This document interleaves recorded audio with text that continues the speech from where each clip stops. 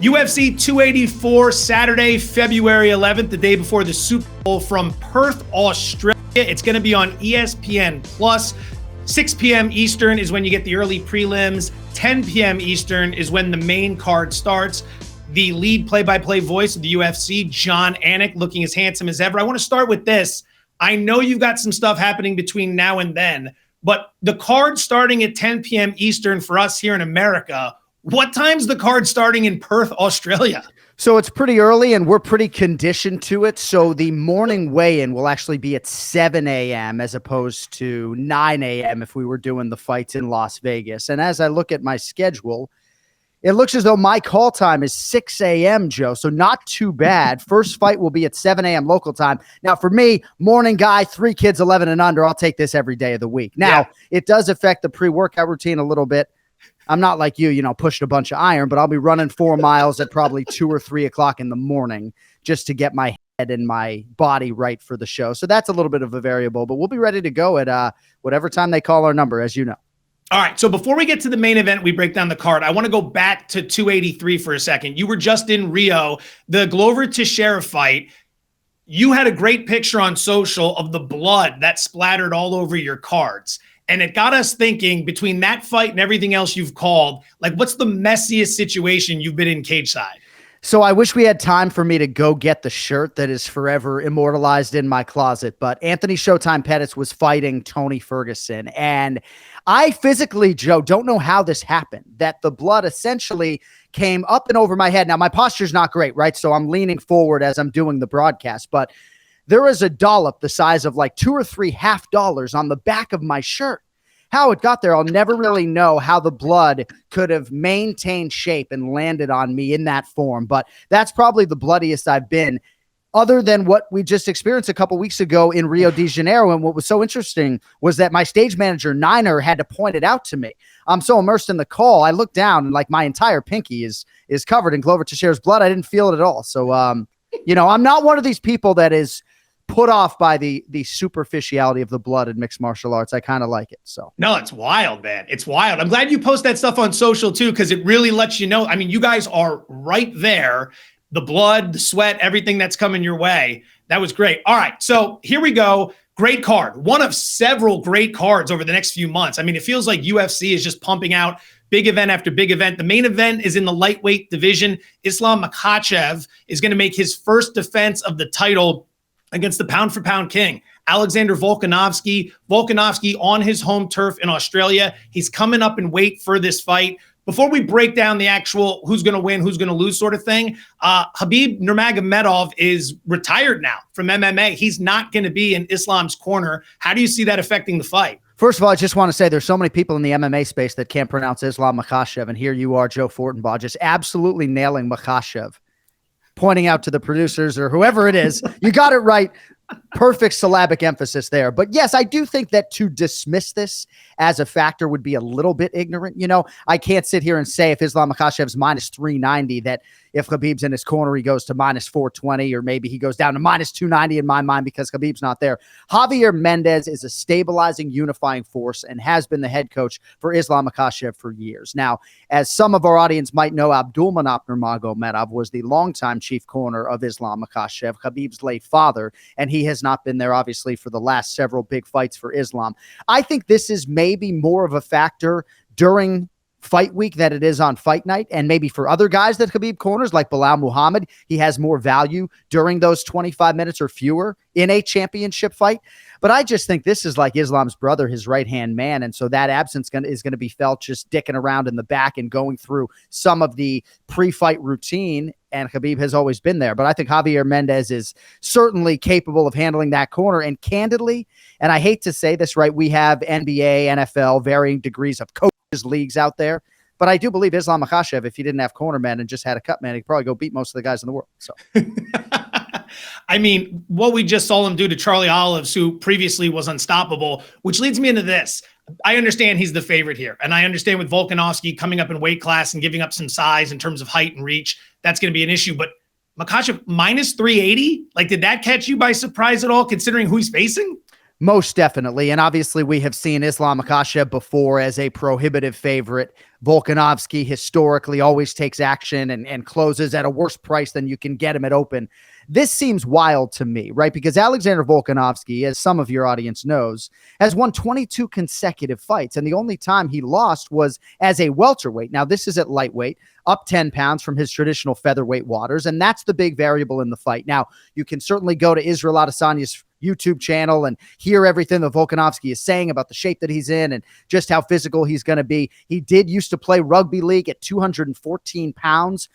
But sometimes in MMA, in terms of neutralization and the transitions and the grappling, you don't know how a guy's going to feel until you get on the ground with him. And we're not going to find out until February 12th. So, yeah, I mean, plus 320 seems like a real big number. I wouldn't be in any rush to go fade Islam Makhachev, but this wouldn't be any big upset. This is not your prototypical plus 320. Alexander Volkanovski has plus 320 next to his name, all the while being ubiquitously regarded as the number one pound-for-pound fighter in the world right now. So, you know, I can understand why people see value on that plus 320 side, but he has given up some size, and I think that's very reflective in the price.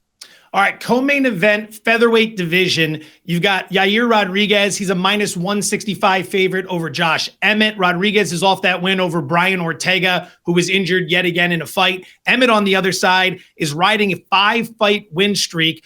Winner of this is going to get Volkanovski. So we see Rodriguez as a favorite. Should he be a bigger favorite? Should he be a smaller favorite? How do you cap Emmett? Because he's been fantastic as of late. Yeah, I think it's properly priced. You know, the big narrative on Josh Emmett has been injuries. He's 18-2 as a pro. You mentioned the 5-fight winning streak. He has had almost a perfect career. Even the one time he got knocked out against Jeremy Stephens, there were some circumstances within that fight. So he is going to be 38 years old in March.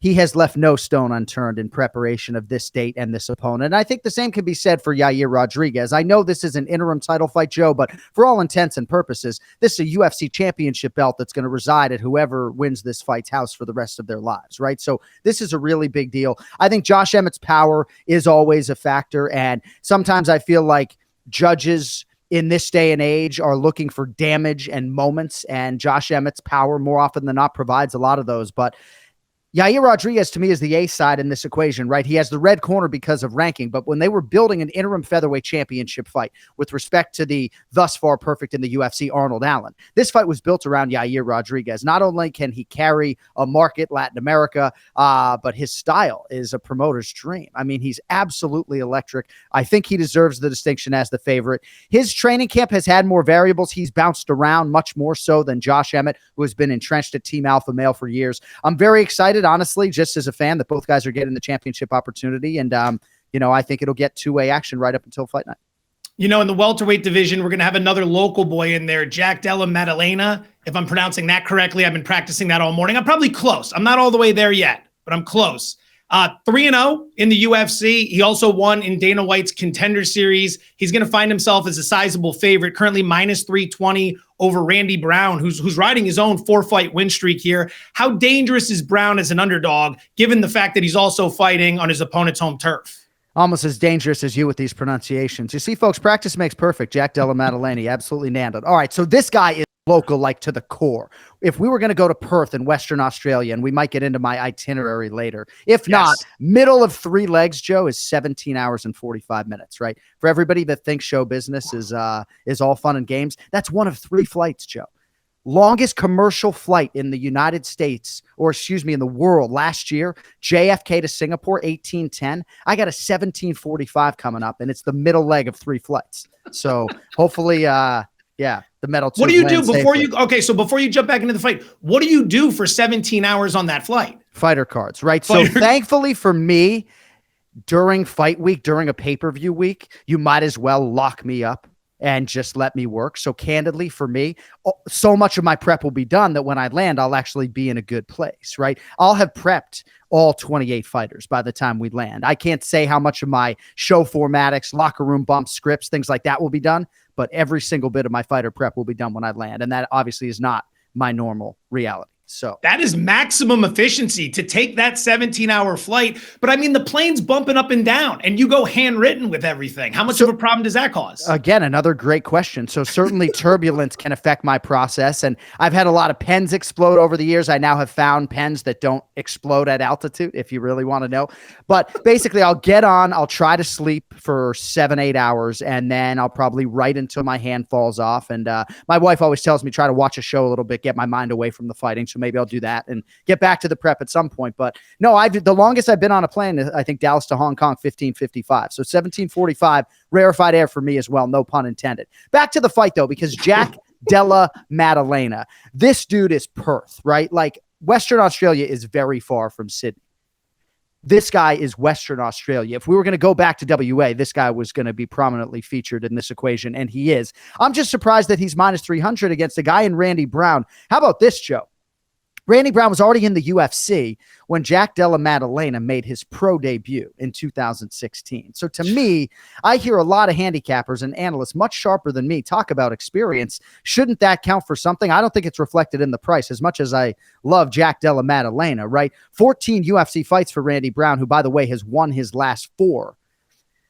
I understand why Dellamatalani is the favorite. I think he is the more prolific finisher in this fight. But to be minus 300 against the UFC tried and tested Randy Brown, that surprises me. All right. We ask you this every time we talk about these cards. Outside of the main card, give us the one fight that we should all circle that we should be paying attention to. Well, I hope this doesn't sound like a guy who gets his check cut by the promotion, but it's the pay-per-view opener at light heavyweight, Jimmy Crute and Alonzo Menafield. Put up or shut up time for the Aussie Jimmy Crute, right? The Bendigo bomber. It's got to be now. So much has been placed upon this man's shoulders as far as expectations for being one of the bigger guys that can carry the Australian market in the light heavyweight division. And he's had some injuries. He's had some slip-ups. Obviously, he was knocked out by the new UFC light heavyweight champion, Jamal Sweet Dreams Hill. But this is a huge spot for Jimmy Crute. It's a huge spot for Alonzo Menafield, who has started to realize some success with Pat Barry in his corner. I know my podcast partner, Kenny Florian, hates when I say this, but loser of this fight, it's like a 2-year championship setback. It really is, right? Light heavyweight division is relatively wide open right now. Jamal Hill obviously is the new king, but whoever loses this fight, Jimmy Crute, Alonzo Menafield, not going to be heard from in the championship conversation for 2 years. So I don't know if I'm putting extra undue pressure on these men. They have that prime slot to kick off the pay-per-view, and I expect that fight to deliver. All right, looking ahead in March, we have UFC 285. This is going to be a local one for me. It's going to be right here in Vegas. No 17-hour flight for you. You're going to be coming in. It's Jon Jones coming back for the first time in about 3 years, taking on Ciryl Gane. Obviously, between now and then, there's a lot of work to do with the handicapping and all that, but I just wanted to throw this your way. Jones is a minus 135 favorite. Now, for me, I stumble into that. I'm thinking, I know he's been on for 3 years, and I know Gane is legit. But knowing the public loves Jon Jones, that jumped out to me that he wasn't a bigger favorite. Did it surprise you?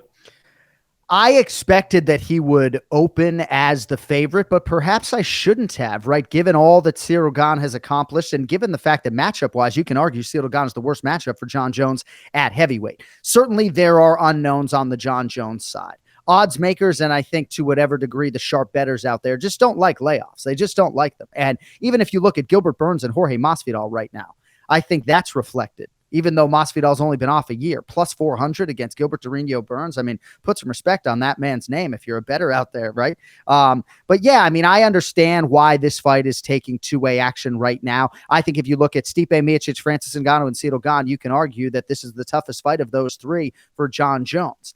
What is Jon Jones going to look like as a heavyweight? How is he going to move? Even though we all knew this was an eventuality that his UFC career was going to end at heavyweight, we didn't necessarily know that it was going to be preceded by all of this inactivity. And Ciryl Gane has been the most active heavyweight on the roster since he made his UFC debut. So, you know, I'm never looking to back a guy off a long layoff, even if he is the greatest of all time. And, you know, I can understand why a lot of people feel like it shapes up as a distance fight, slightly juiced to the over right now, 4.5 rounds. It's a fascinating matchup. And I hope that's not lost on the more casual fan. But yeah, I'm not necessarily surprised at the price. And, you know, yeah, I can understand why people say, hey, Johnny Bones minus 130, minus 135. Where do I sign? But obviously we haven't seen major movements since then. So when that jumps out to you, normally the first thing should give you pause. You should be looking at the other guy. Not saying that happens, but when you're surprised surprised by a point spread, and I know you and I will talk some NFL with the Super Bowl coming up and everything, but when you're surprised, the first thing should be, all right, why am I surprised? I should be looking the other way. 283 was in Brazil, 284 Perth, Australia, 286 London. So 3 of the first 4 of the year for you are all going to be international. What's your frequent flyer mile situation looking like right now? Well, I'm a proud American, right? And if they told me I never had to leave North America again, I probably wouldn't oppose. That's really the inconvenient truth of this job for me. Australia is a rabid MMA market. Like, I can go anywhere I want in the US. Nobody knows who I am, but I can't walk down the street in Australia. It's a huge deal.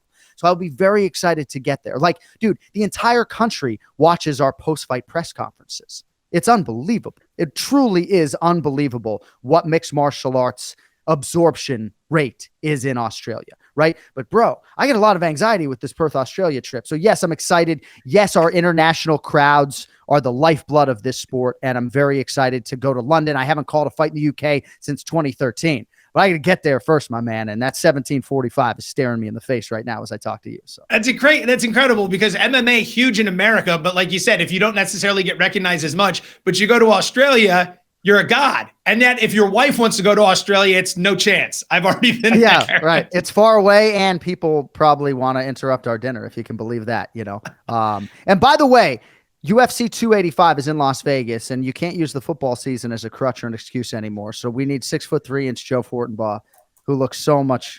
It's amazing you people who are tall like you, who don't look 6'3", 6'4" on television. 5'11", but thank you. I have a little trick. I bump the chair up every day, so I'm a little bit taller than Doug. And every day the stage manager comes over and goes, "Can you bring the chair down just a little bit?" Right. Like, apparently they test it every single day, and every day it's this little cat and mouse game. Yeah. All right. Excellent stuff as always. That's Jon Anik, play-by-play voice of the UFC. I'm Joe Fortenbaugh. UFC 284, Saturday, February 11th, day before the Super Bowl. It is in Perth, Australia. Main card, 10 p.m. Eastern on ESPN+. Anik, as always, it's been a pleasure. Thank you all for watching. John and I are going to be back real soon, breaking down a lot of stuff in regards to the Super Bowl, so keep an eye out for that on OddsShark.